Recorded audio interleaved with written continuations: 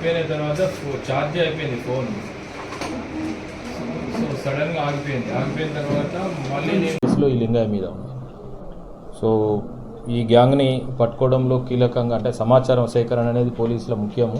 ఆ సమాచారం సేకరించి పట్టుకోవడంలో కీలక పాత్ర వహించిన సిసిఎస్ సిఐ శివకుమార్ అండ్ వారి బృందానికి, అదేవిధంగా ఇచ్చిన సమాచారాన్ని ఫ్రూట్ఫుల్గా క్యాచ్ చేసి పట్టుకున్న ఎస్ఐ మునగాల ప్రవీణ్ కుమార్ వారి సిబ్బందికి కూడా ఎస్పీ గారికి రివార్డులు ప్రపోజ్ చేయడం జరుగుతుంది. వాళ్ళకి రివార్డులు కూడా గ్రాంట్ చేయడం జరుగుతుంది.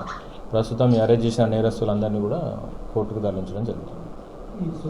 విలువ చెందింది అప్రాక్సిమేట్గా 14 lakhs అని అంచనా.